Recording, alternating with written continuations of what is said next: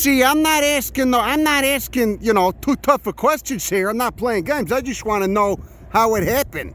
I just want to know how all this stuff got here. Because I'm out walking around, okay, in relatively flat lands, western Hidalgo County, South Texas, and I start seeing these hills pop up, you know, composed of all these goofy rocks. You could see some of them have been rounded, just like they were in some geriatrics tumbler in a garage somewhere.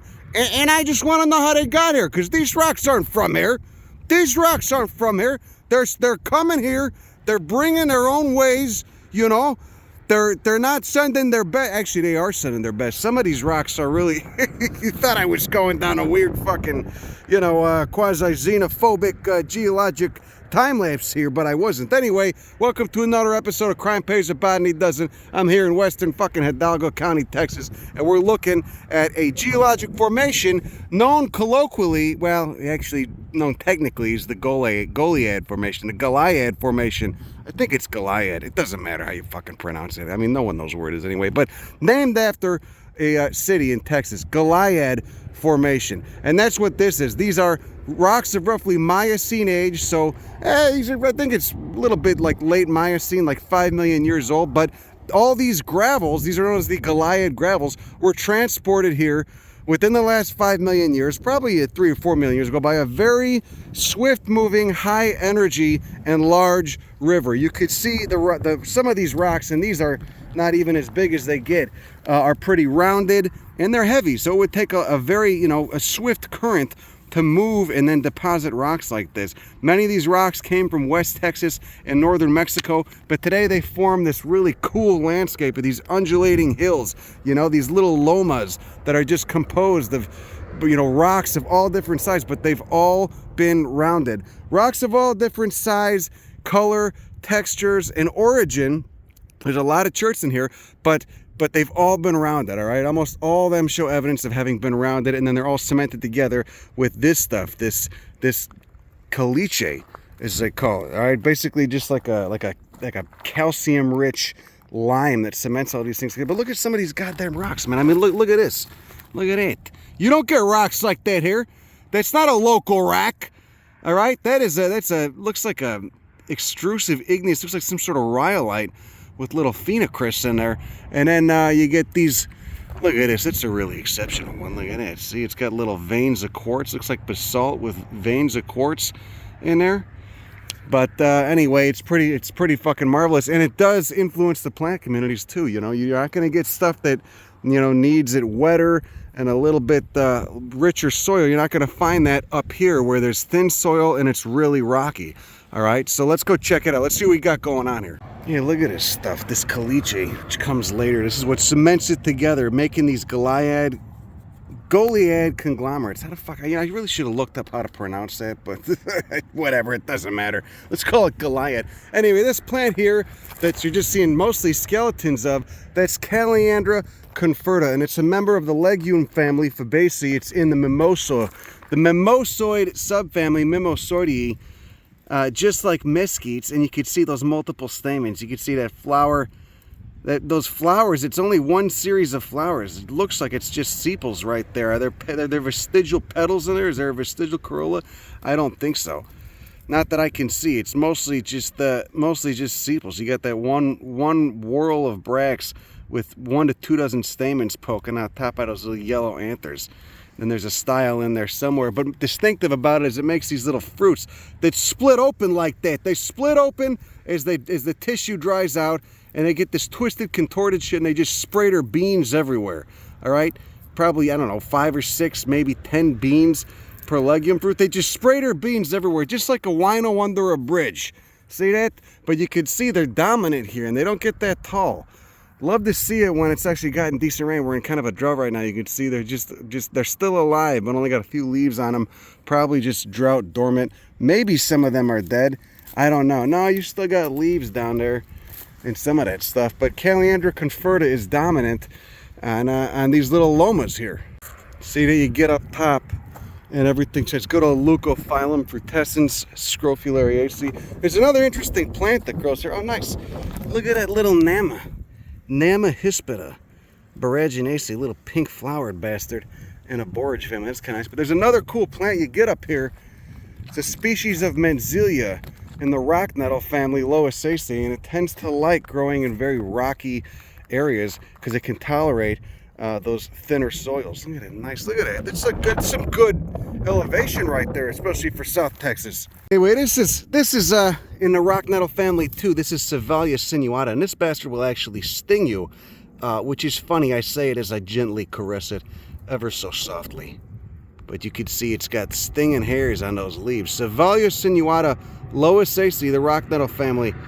Very diverse in Western North America, very diverse in South America. The South American ones have a lot of stinging members. Mentzelia, which is not so stingy, is in this family, and that's one of our most predominant genera west. Mentzelia and Euchnide. Look at the flowers on it, Sanvitalia. That's pretty interesting. Look at those 5 stamens. God damn it. Look, very bizarre shape to those anthers. And again, just covered in hairs, little stinging trichomes. You get some fuzzy trichomes. You got some fuzzy shits on there. It's not all just pain. It's not all just stingers. Very, very common species in South and West Texas, especially when you get into the more arid areas. Oh, this is nice. Look at this. This is lit up. Aloysia macrostachya. Verbenaceae. So you got opposite leaves. You got a little bit of a scent to those leaves too, because they're in the order of sages, lamiate leaves. Look at all the little trichomes on there. Drought adaptation.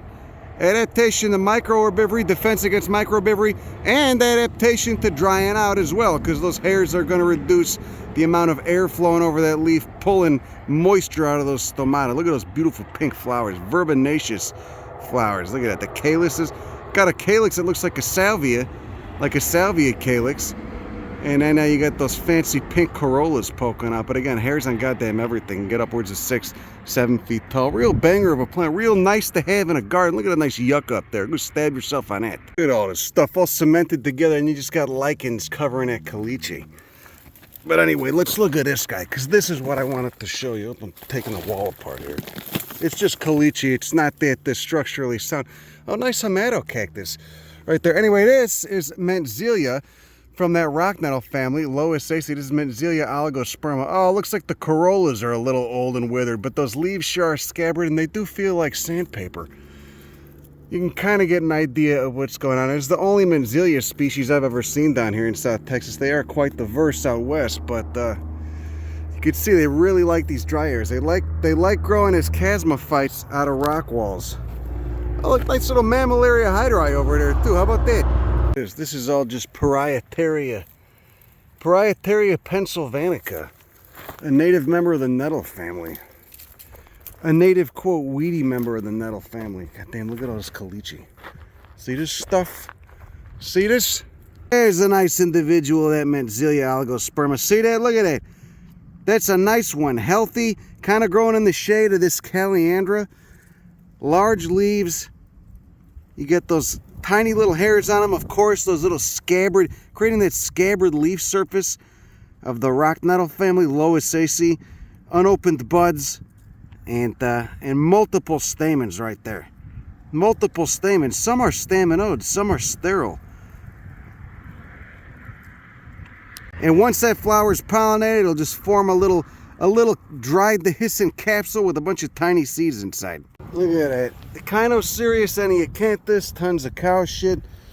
And there's probably not that many cacti here. There probably were 100, 200 years ago, but a lot of them have been murked by, there's a horse crippler, Homalocephala texensis. But a lot of them have been murked by cows and feral pigs. And the cacti always take the biggest hit, it seems. Look at this Caliandra, though. It's forming these nice colonies. Not seeing many cacti at all. Look, there's a little Echinocereus pentalophus, which apparently was uprooted by probably by a pig, I would assume. God, it's brutal. Look at this nice orange soil, though. You got to change over. Oh, there we go. Lycium berlandii. Look at it. It's nightshade. It's a nightshade. Look at it. See the calyx on there? Looks like a nightshade calyx. And when you squeeze that edible fruit open, you get a bunch of tiny pepper-like seeds, and it's actually not that many in that one. Maybe they must have not gotten very pollinated. But if you get some of these, you crack them open, you get, there you go. Looking like little tomato seeds, little beige flakes. Oh God, yeah, they kind of smell nightshade. It kind of smells like almost smells like a tomato a little bit, like the juice that you squeeze out of a tomato. But very important ecologically. Obviously, those fruits get dispersed by birds, probably some mammals too. And there's those fascicled leaves, a convergent trait among so many unrelated plants in this brutally hot environment.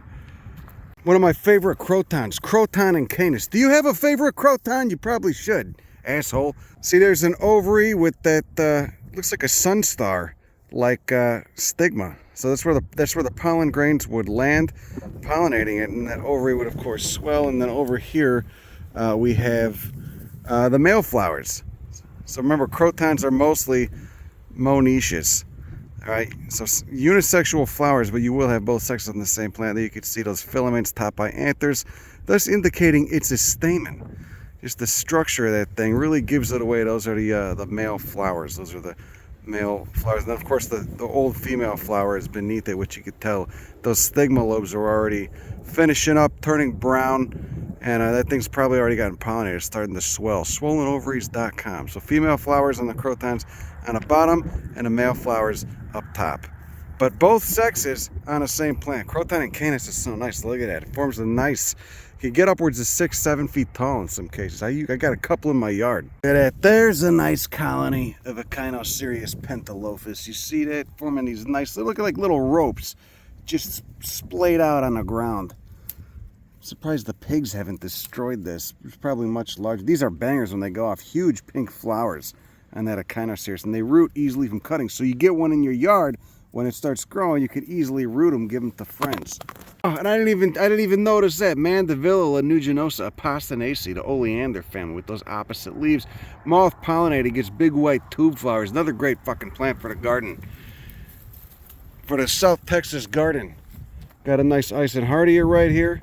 Eisenhardia texana smells incredible when it blooms. Butterflies go ape shit over it.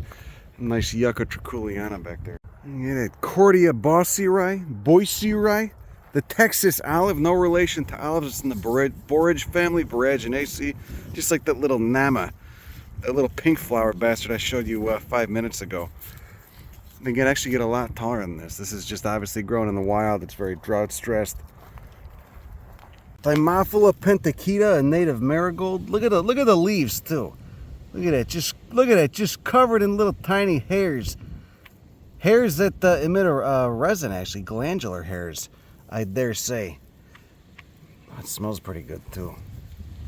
We got blackbrush, of course, looking meaner in hell with those large spines. But anyway, as you can see, you got these little lomas, and they've obviously been quarried for a large part of their occurrence right here. They were quarrying them using the gravels to build roads, etc. But you can get a nice cross section. Look at that stuff. Just a bunch of caliche. Actually, this is not too great of a gravel exposure, actually, but that nice exposure of caliche is pretty good. Look at this Asteraceae. Those spiny ass phylaries. Look at that. Oh, those are ligules. Excuse me, spiny ligules. Jesus Christ. Not a pleasant little comp, but you know, a pretty cool one. You don't see it that much. Just a little prostrate crawler. Look, there's a healthier individual of that Calliandra conferta. Very beautiful. Spineless, those divaricating white branches, little pinnate leaves. You know, and in cultivation where it gets a little bit of water, and it's not in such a harsh area, this plant probably looks fucking great. This wall of mud. Somebody's living in there, and then you got, you know, the lizards are just hanging out here shitting. Is that bird shit or lizard shit? Kind of looks like lizard shit. And I did just see a massive Texas spiny lizard crawl into that hole up there. You know what? This might even be volcanic ash. In fact, I think that's what it is. So notable in South Texas, you got that Goliad Formation up top with all the gravels, and then there's an unconformity of about 25 million years, and beneath it, you know, that Goliad Formation is capping a layer of volcanic ash that was blown out of a still unidentified volcano somewhere to the southwest in Mexico, in present-day Tamaulipas or eastern Nuevo Leon, and that's part of the Catahoula Formation. So why is there a 25 million year gap? Because, you know, you got to think a river is what brought those Goliad Formation gravels here, and that river probably, before it deposited all those gravels and dumped the gravels, probably scoured out 25 million years worth of accumulated sediments that were on top of this layer of volcanic ash. Actually, you know, maybe this isn't the ash, because you still got some gravels in there. But if you go to, you know, western Hidalgo, eastern Starr County, you know, right near where there's like a Dollar General. Well, there's a Dollar General every fucking 300 feet, it seems, in South Texas, so that's not a good descriptor. But if you go where there's a Dollar General and you go through this road cut, you can get a very clear representation. Right near La Puerta Wildlife Tract, there's a good, clear road cut where you could see that layer of volcanic ash, powdery white volcanic ash, topped by the much younger Goliad Formation. And when there's that 25 million year gap, you call that, again, in geology, you call that an unconformity. So, but maybe it's just, this doesn't look like necessarily the ash. Actually, this could be down there, but who knows what the fuck happened here. This might have just been a good mix-up. You know, who knows what could have happened. It might have been just, you know, cut out and then dumped by a quarry company or something. I don't know, but, you know, nice piece of garbage. But you could see this was once up there, and as the land beneath it crumbled, it eroded and fell down. But this is some of that Goliad gravels, those conglomerates that form these nice bricks, you know. But I can't tell if this is this white stuff is caliche or volcanic ash. Could be just a nice mix-up. Actually, it does look very tufaceous. Nah, it looks kind of like caliche. I can't tell. Nice illustration of those cordia flowers, though. Anacahuita is the common name for this. That's that Cordia bossieri at Boraginaceae. Look at it. Look how fuzzy and nice those calyces look. See that fuzzy brown calyces, and then those beautiful fused corollas. Ooh, look at those 4 green styles in there. 4 green styles, 5 anthers down below at different levels, so as not to self-pollinate. So as not to fuck itself. You know, outcrossing is always better for genetic diversity. You know, Lou, look, she don't want to come down here. Lou, you don't want to come down here. She don't want to get involved. She want to get into the weeds with me. All right, but you'll get into the weeds with me, won't you? Anyway, that's kind of cool. Look, Echinocereus poselgeri. All right, the camouflage pencil cactus, and then we got a horse crippler there, and then of course there's a larger branch of that Echinocereus poselgeri. Such a cool plant. It's so cryptic, hides so well, and then you'll just see it going off when it blooms in March with a big pink bloom. Rather conspicuous, but otherwise you'll never see it. You can see you got a couple little branches coming up there. There's another one. So you got a big tuber in the ground, a big basal root that these are all coming off of. All right, probably the size of a small potato. That's cool to see. But everything is kind of getting in, you know, right here on the cliff, because that's the only place the pigs aren't going to mess with it. So even if you got to compete with it really bad invasive like buffalo grass, it beats being gnawed off. Look at that nice multi-headed horse crippler. It's nuts, though. I bet the diversity was so much richer here and denser, you know, 50 years ago, and now it's just been squelched out, probably by pigs, a combination of things, just really impacting and fucking the landscape into a coma. Pretty sad. Look at that nice little horse cripplers down there. You can see there's forming a nice little colony here on these cliffs where they can not get gnawed on by anything. Another little pencil hiding on a cliff face. Look at these things, man. They're so resilient. There's another one down there. God. Oh, they look stressed. It is exceptionally dry for what time of year it is here as well. Look at that nice little pencil cactus. Echinocereus poselgeri. Roots very easily from cuttings. Oh, that's cool. More cactus diversity. You can see it's still just, it's surrounded by invasive buffalo grass. Anyway, there's the Mammillaria spherica just hiding out on the cliffs where the pigs can't get to it, and can get a little bit more light, and also directly get all the runoff that comes through this little nook right here and flows on down. Yep.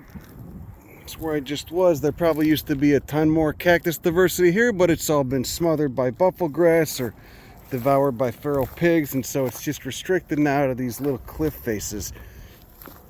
The cliff faces act like a refugium. Here's Ephedra antisyphilitica. Does it actually cure syphilis? Probably not, which I hear is on the rise again.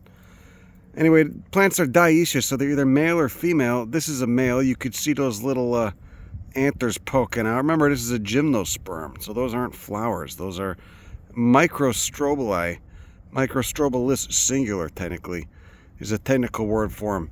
So they're not male flowers, they're male cones. Look at that, just leafless photosynthetic stems. You got vestigial leaves when they germinate. Look at those bracts though.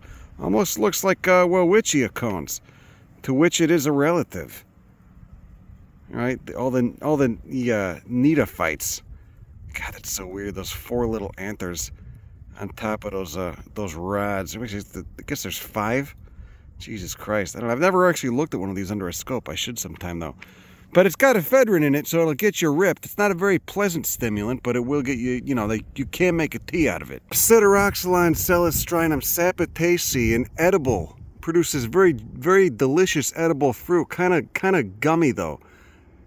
Look at those. Look, big fat filaments with those anthers up top. Flowers are mostly done. The American snout butterflies were going apeshit over this. Can form a large tree. I'm surprised this isn't planted in cultivation more. Coma is the common name for it. But those tiny white flowers put a fragrance out that certainly does carry on the wind.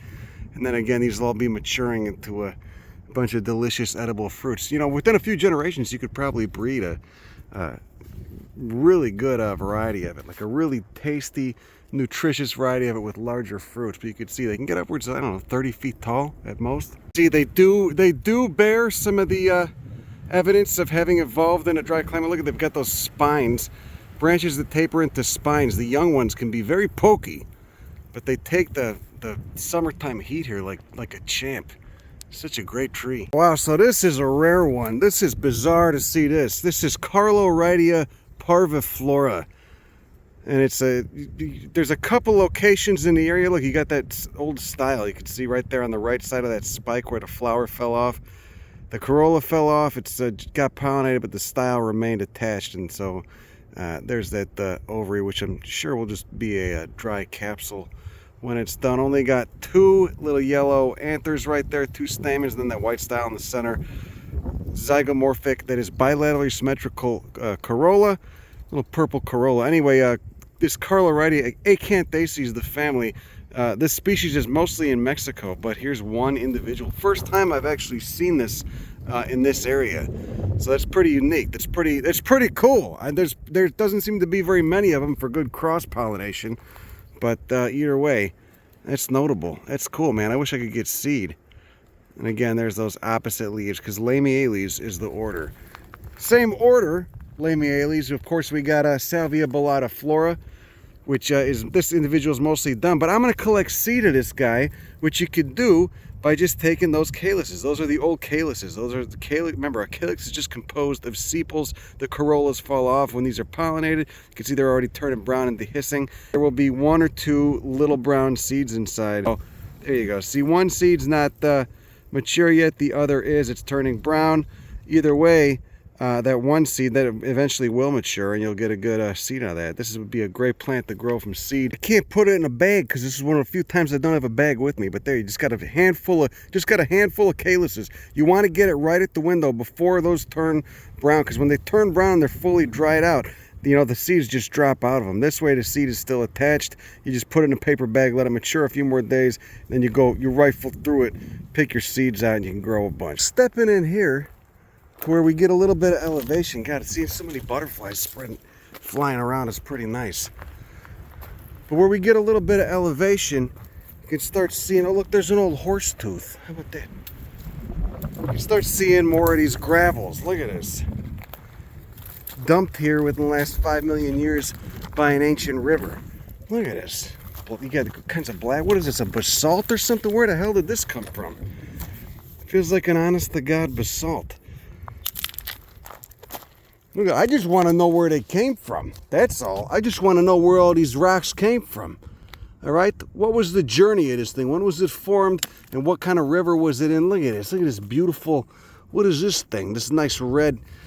You get a lot of cherts here, too. And the natives used to use some of these gravels. They would use a lot of them, actually. Some of the cherts, at least, split them open. And because chert is composed mostly of silica, you get a nice conchoidal fracture, and you can make blades out of them. Blades and little stabby things, little stabbing devices. Some really beautiful rocks there, though. Some really beautiful gravels. Look, see, there you go. There's a nice chert.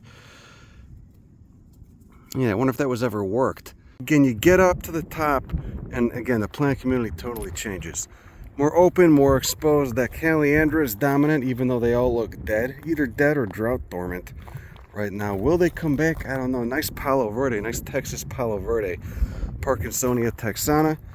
Formerly Cercidophyllum texana. I've looked for cacti here. There's nothing. Got Hydropha dioica, though, with a big tuberous root in the Euphorbiaceae. Got some yuccas. And just a really nice, open and exposed plant landscape that's hot as balls in summer. Very unpleasant place to be in summer. Oh, there's another horse crippler. God, I love those. You know, I don't think that's ever actually crippled a horse. I think that's kind of an unfair misnomer, my friend. Anyway, so there you go, the Goliad gravels, okay? You could put a little, maybe you put a little food truck here. I'm just kidding. That's terrible to say. You put a little food truck, little natural landscaping. Look at these, look at this. Look at how rounded and polished that is. It doesn't happen unless that rock has spent some goddamn time in a fast-moving current. Okay? Either the ocean or a river or whatever. Oh, look, you got some undulations in the gravel beds right here. There's a cool plant called Walker's Manihot that occurs in this area. Pretty endangered, pretty rare. And I wouldn't be surprised if there was some here somewhere. There's a Caliandra in flower. That's nice. Look over there, you got more of those rock walls, more of those exposures. Looks like that hill was cut into, that hill of Goliad gravels. Look at some of these. I mean, look at these. You could buy that in a gift shop on a roadside stand in New Mexico. It's a nice color to it. Anyway, new plant here. Kind of looks like shit because, again, we are in a drought, but you will find this growing up here in the more exposed sites, and it's pretty rare in the United States. This is in the family Celestraceae, and this is Mortonia gregii. You got those imbricate leaves. I was, climbing a rock wall trying to look at agave albopilosa in the Sierra Madre once, and looked next to me, and growing out of a crack in the rock was this plant. So, like quite a few plants here, Hectia glomerata being another one of them. This is more common in Mexico, but where you do find it, in South Texas, it always seems to be growing in on top of these Goliad gravels. Look at that red stem. It's got those pink stems. Flowers are little white bastards when they're going off. That's cool. Oh, I love it here. There we go. Out of season right there, but it's flowering. That Mortonia gregii is flowering. Very beautiful and unique flower right there. Look at that.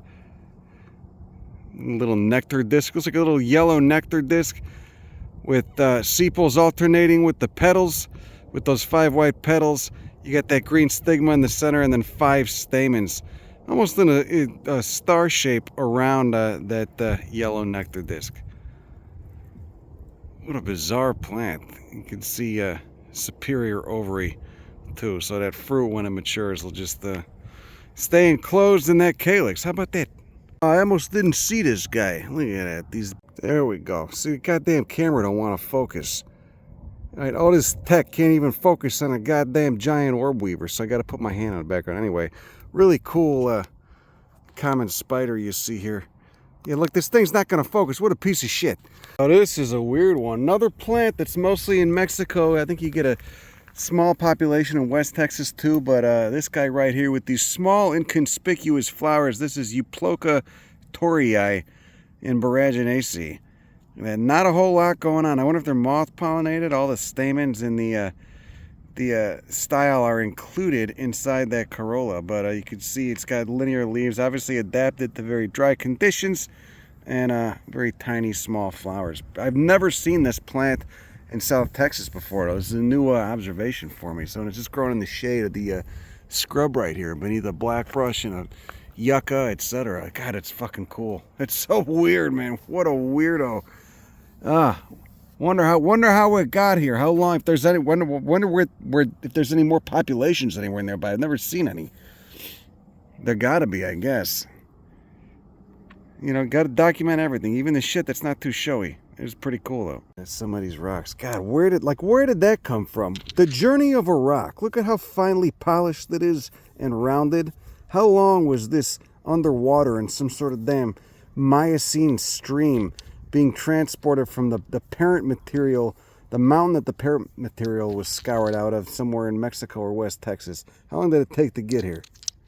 Oh, that's a beautiful piece of chert. Look at that. Crack that open and you're going to see that conchoidal fracture inside. Probably formed in a cavity and then washed out of a cavity in some limestone however many millions of years ago, and then later transported here. There you got a nice piece of West Texas limestone with that notorious tear pants scabbard texture, but of course it has been rounded because it was carried in a fast-moving, high-energy river 3 or 4 million years ago. Nice chunk of river transported basalt. You don't get basalt in South Texas. You don't get any volcanics in South Texas. This was only brought here courtesy of an ancient Rio Grande. Thank you. Thank you, 4 million year old Rio Grande. It was late Miocene, but still. Yeah, it definitely looks like somebody was working this at some point in the last, I don't know, 1,000, 2,000 years. Maybe more recent, maybe last few hundred. But that doesn't happen naturally. That happens from repeated hammering and banging to try and get a sharp point out of that. You could see this thing was rounded. So this was a rounded boulder that somebody was repeatedly smashing, trying to get that nice edge out of it. Nice little Mortero down there too, look at that. Or possible Mortero, but you find points all throughout this region. Like I said, there's a quarry known for a bunch of chert cobbles a little bit west of me in Starr County. And look, here's another piece that somebody was working. You could see its original form when it was a rounded cobble, a little bit flattened, and then you could see someone was just repeatedly chipping away at it. And more importantly, look at the rock type. That is, apparently, it looks like it's an igneous rock. Maybe it's extrusive, but you could see little grains in there, and you can see little phenocrysts of, looks like quartz, maybe, inside. Yeah, that's an extrusive igneous rock. The grain size is too small. So this formed from a molten state relatively quickly. It didn't cool deep underground like granite does. It cooled on the surface, more like rhyolite or basalt does. But either way, you don't get rocks like this anywhere near here. This was brought here by an ancient river, and then later it was worked by somebody else's hands, not mine, sometime in the last, I don't know, 15,000 years, to try and make points out of it, or just scraper tools. I guess it could have been used as a cooking stone too. This looks like it might actually be a brick of quartz. Probably weathered out of some a larger mass of granite, I would assume, but of course, again, rounded because, again, it was transported in that river. So you got, I don't know, how many different kinds of rocks composing these gravels, because they're sourced from multiple different places throughout the region. Well, to the west of here. Remember, they were carried by probably an ancient Rio Grande. God, look at that. It's so cool to think about the journey of a rock. Did you ever think that thinking about the journey that a rock took could be so damn fascinating? Here's a nice piece of chert. Holy shit, look at that. Nice edge to it. Nice beveled edge. Anyway, that's all I got for you today. Pretty interesting shit to think about here. Look at that black brush, all dwarfed, because it's growing on such a nutrient poor site, just basically an old rock bed. Beautiful carmine red right there. Look at it. Anyway, that's all I got. Have a good rest of your evening, afternoon, morning, whatever the shit. Go fuck yourself. Bye.